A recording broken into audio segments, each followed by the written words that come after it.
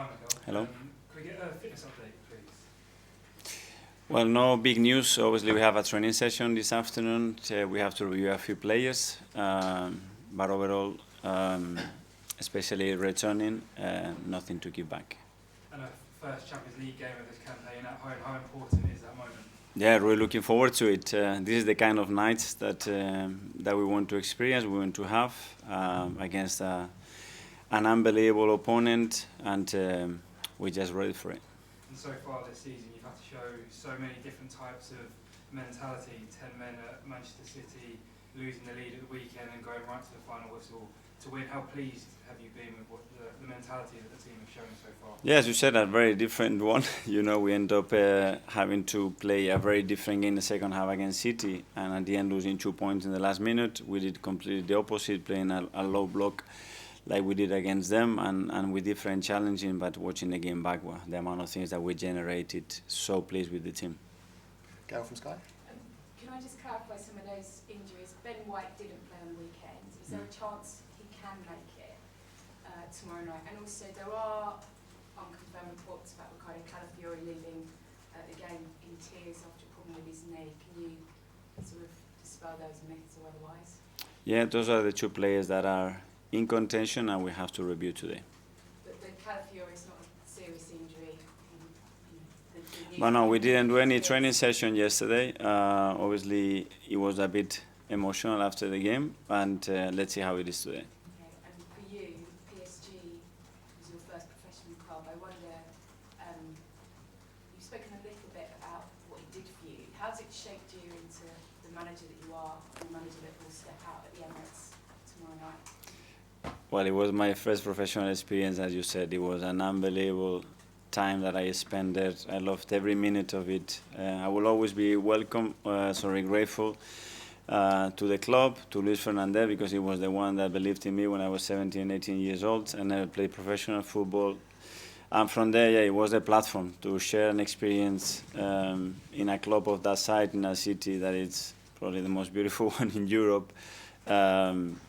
An experience that stayed forever, with teammates that helped me and shape, as you mentioned, who I wanted to be as a player, and then as well, I think, igniting something in me to become a manager in the future. And there were some very important individuals in that part of my career. Yeah, talkSPORT. Hi, how are you? Hi. When you went to PSG, you played with some great players there, but they wanted to keep you, but you went back to Barcelona. Can you just tell us what it was like to play with the standard players you played there, and why you didn't stay in France? Well, unbelievable. Ronaldinho, Anelka, Okocha, Pochettino, Gavi Heinze, all unbelievable players. I wanted to stay there, but I was in that moment owned by Barcelona, and they didn't find an agreement, and then I had to do something else. But I was so happy there, and I wanted to stay there, but at the end I have to do something else. This is football. Absolutely. And then you came to England. Did you ever get close to going back there as a player? No, once I was here, then my career started to develop here, and it's been a few years in them. And how important finally has it been this season to show that you can win games like on Saturday in the last minute in injury time, or other games where you put them to bed much earlier? How good this season, the different ways you won games? Well, it shapes, I think, the character and the body of the team, that they have the certainty that they can win in any contest, that they can adapt to very different contexts during matches. The Champions League demands that you can pretend to play against this kind of opposition and dominate 95 minutes. It does not happen at this level, so you have to be really good in other phases as well to stay in the game, to be comfortable there, and still have always a belief and intention to win it. Josh? Hi. Last season at home in the group stage, it was 3 wins, 12 goals, none conceded. What is it about Champions League nights at the Emirates that's so special?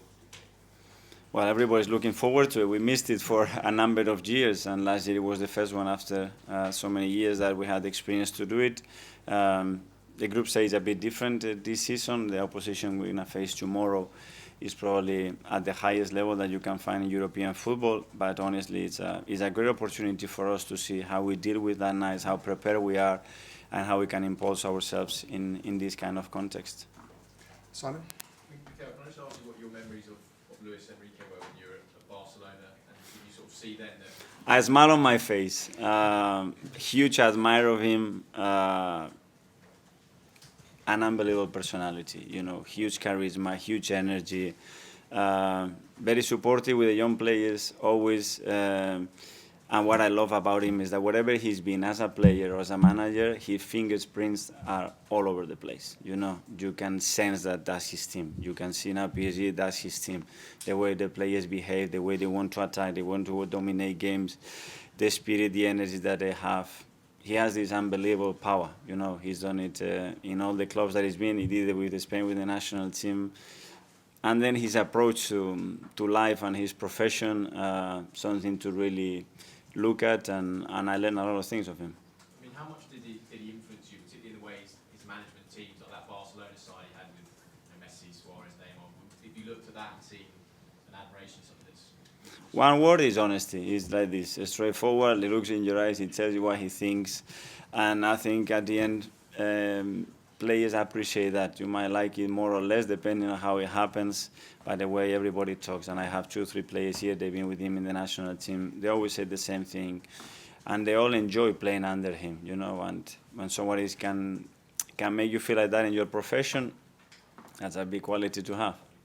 Hi Mikel, I was just going to ask about Jurien and Ricardo, because started the last 2 league games as your fullbacks, and I guess have they brought something to those positions that you didn't really have last year, even with Jurien when he was injured, that you probably wanted a little bit earlier? Yes, obviously we missed Jurien 11 months and Ricky wasn't here. There are 2 players that have, first of all, the football brain, the intelligence, the courage, the quality, and the adaptability to you occupy different spaces, both attacking and defending, and that gives the team, you know, a different flow, different dynamic, very unpredictable for the opponent to defend certain ways, and both huge personality to play, which I love. On that unpredictability, is it the fact that all your fullback options have their own little qualities that are different to each other that makes it so good for you as a coach to pick and choose when you use one or the other? Yes, they have to have one in common, that they have to love defending first, because they are defenders, and after that every quality that we add is great. But as well, playing fullbacks, natural foot, especially when we play inverted attacking midfielders and wingers many times, for the flow of those units is incredibly important, and you could see that the weekend as well.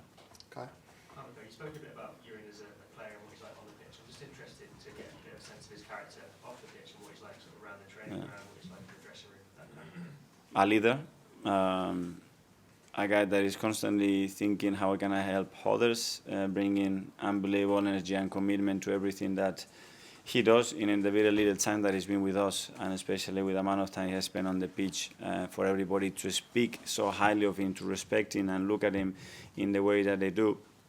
It tells you the story of the kind of personality we have in that team. And obviously when he was out last year, you worked really hard to keep him close to the team. Can you just talk me through that process of keeping him near and keeping him involved, and why you thought that was so important for him?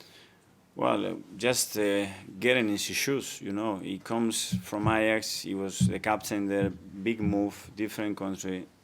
He comes here with his expectations, he starts really well, and he gets injured on the first game. And then what? You know, you have to look ahead, 8, 9, 10, 12 months maybe, difficult periods. And if you are disconnected to the team, you can feel very lonely and far from the expectation that you had, and this can be very disappointing and very difficult to handle personally and emotionally. And he did completely the opposite. You know, he started to build unbelievable relationships. He started with physios, with the teammates. He started to gather all the information about how we were playing. He was in every meeting, and that really helped him, I think, to develop himself as a person, but as well to understand what we wanted in a much better way and be prepared when he was back. Phil? Hi. How highly do you rate PSG, and what sort of message do you think it would send out tomorrow night if Arsenal can beat them at the Emirates? Well, really tough. You know, they are an exceptional team. They dominate every phase of play. A team that it's very clear in intention how they want to dominate the ball, the game through the ball, and when they don't have it, they want it straight back. They are really aggressive with it. And they confront you. That's Luis, you know. Everywhere he plays against any opponent in any context, that's the way they do it, and that's the biggest strength that they have. Okay, we've got a couple more in English and we've got a couple in Spanish and then French at the back. So we'll go on. How much tomorrow game is very important? Arsenal is 1 point, PSG is 3 points. If Arsenal win, it will be avoid to play another 2 games. How much tomorrow is very important for you and for the player? And the second one, now both of you is a coach with Enrique. How do you feel about you are one of the coach, one of the most successful one in the world, and he is as well. It is making a difference for tomorrow game. Well, the first question, yeah, of course, we want to win the game, and we know after the draw in Atalanta, with the number of games that we have still, is going to be really important. Nothing is going to be decided, obviously, tomorrow. And regarding Luis and I, yeah, we both want to do the best for our clubs. Obviously, he's won, I think, every competition that you can imagine already in his career. He has transformed now a club that has a very clear identity under him. And that's a big achievement, the way he's done it personally. So, yeah, a very good test for all of us. Okay, Davide? Hi. Going back to Calafiori, despite Independence League is going to play around, what have you seen from him so far that has allowed him to play so well? How willing he is. You know, the moment I spoke with him on the phone the first time, he wanted to come here. He understood what we wanted straight away, and he felt that he was going to be a perfect fit here. And he was. He landed, big smile on his face. He's got this energy, this aura around him that is very likable. And then he's a fighter. He's a player that wants to play in the way that we want to play, and he would do anything for the team. So straight away, when you have those qualities, I think a lot of things have to be wrong not to succeed. When he scored at City, he came straight to you and hugged you. Is there a particular relationship between you two? Like with all the players, we try to give them the best possible environment for them, for the families to feel in the best way. I think he appreciates the efforts that the club and every member of the staff has done since his arrival to make his life the best possible way, and I think he's enjoying it. Okay, from French TV, from Arthur, at the back there. Hi, Coach. Hi. We have just learned that Ousmane Dembélé is not in the PSG squad. It's disciplinary issues. Does it change something for you? Yeah, we just got the news before. I don't know if it's true or not. We're going to prepare like we always do with every possibility, and let's see. But obviously they have many other options. You have a very strong group on free kicks. Do you think that's a really good advantage for you tomorrow in this game? I think every team has his own strengths and weaknesses, and tomorrow we will try to exploit ours for sure. Okay, we'll finish the live section with 2 in Spanish. Rodrigo? Hola Mikel, aquí Hola. me gustaría preguntarte en español tu relación especial que tienes con el PSG, que tan importante va a ser el partido de mañana, un club donde empezaste tu carrera como profesional con Ronaldinho, con Heinze, con Pochettino, especial partido para ti mañana, ¿no? Muy especial. Primero por lo que siento por ese club, por el agradecimiento eterno que me dio la oportunidad de jugar por primera vez a nivel profesional, y lo que disfruté de la experiencia, del club, de la ciudad, de los compañeros, del entrenador que tuve. Y volver a enfrentarme a ellos es obviamente para mí algo muy especial. Y Luis Enrique, también otro entrenador español muy exitoso, especial partido de enfrentar a él mañana. Muy especial y un reto grande para mí, uno de los mejores entrenadores del mundo, y alguien al que admiro muchísimo y respeto muchísimo por la forma de ser y la forma en la que trabaja. Gracias. Thank you. In Spanish. Sí, aquí para talkSPORT Brasil, quería te preguntar sobre Gabriel Magalhães, si puede ser una arma ofensiva importante, especialmente si tenemos un partido que está muy cerrado, y ser como no una sorpresa, pero un ataque también. Sí, la verdad que Gavi ha evolucionado de una manera. En la parte defensiva es un arma por la solidez que nos dé, y en ataque porque cada vez que pisa el área se siente el peligro y la amenaza y la confianza que tiene el equipo en él.